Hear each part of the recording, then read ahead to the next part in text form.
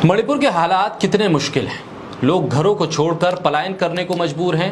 जो घरों में रह रहे थे वो अब जंगलों में रह रहे हैं। कितना मुश्किल होता होगा इन लोगों के लिए एक रिफ्यूजी बनकर जीना। खाने पीने की दिक्कत, स्वास्थ्य व्यवस्था की दिक्कत, इलाज को लेकर वो कितने परेशान होंगे। मणिपुर के लोगों के हालात को लेकर अगर कोई इंसान होने के नाते उसे एहसास करे तो उसकी रूह कांप जाएगी। इसलिए देश चलाने वाले लोगों को संवेदनशील भी होना चाहिए। लेकिन हो क्या रहा है इस देश के भीतर 2 महीने से ज्यादा का वक्त होने जा रहा है। सत्ता में बैठे लोग अभी तक मणिपुर में जाकर वहां के हालात को देखने की भी हिम्मत नहीं कर पा रहे। अगर आप सरकार में हैं तो आपको संवेदनशील होना चाहिए। आपको अपने नागरिकों के लिए यह एहसास होना चाहिए कि उनकी मुश्किलें क्या हैं। अगर आप संवेदनशील नहीं हैं तो मान लीजिए कि आप संविधान की रक्षा भी नहीं कर रहे हैं और आप जिस पद पे हैं उस पद पर बैठने के लायक भी आप नहीं हैं।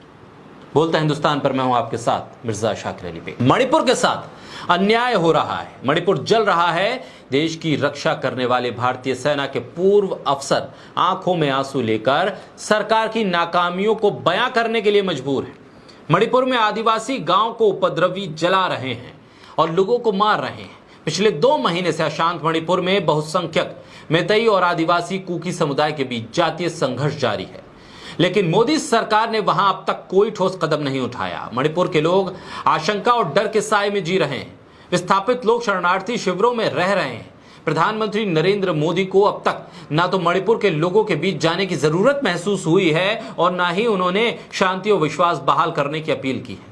अमेरिका यात्रा पर जाने से पहले रेडियो पर मन की बात भी उन्होंने मणिपुर को लेकर नहीं की, कोई संदेश नहीं दिया। अलबत्ता 25 जून 1975 को लागू हुए आपातकाल का जिक्र किया।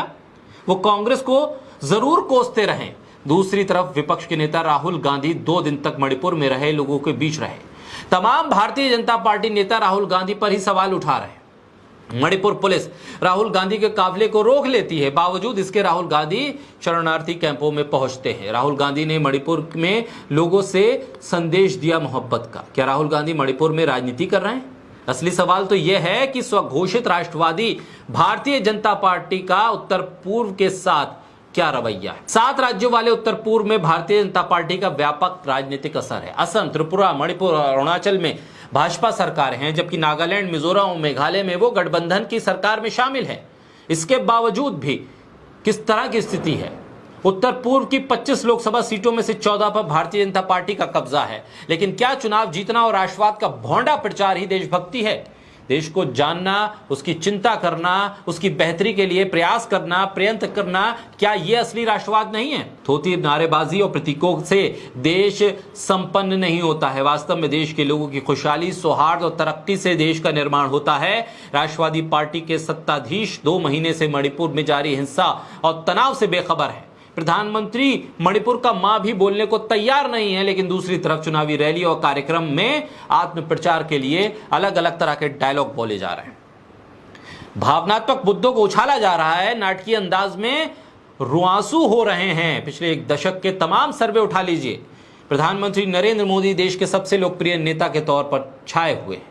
पिछले 6 महीनों को छोड़ दें तो प्रधानमंत्री नरेंद्र मोदी के इर्द गिर्द कोई दूसरा नेता दिखाई नहीं पड़ता।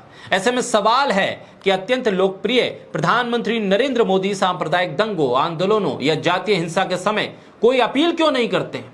जनप्रिय नेता की खूबी यह है कि उसकी एक अपील का असर दिखाई देता है। आखिर कोरोना काल में भी तो प्रधानमंत्री मोदी के कहने पर लोगों ने ताली और थाली बजाई थी।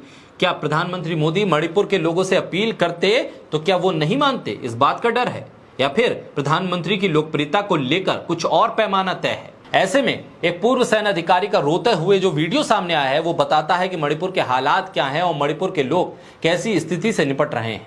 ऐसे में प्रधानमंत्री को एक कदम आगे बढ़ाते हुए मणिपुर जाकर लोगों से शांति की अपील के साथ उनको ये भावना देनी चाहिए कि पूरा देश उनके साथ है।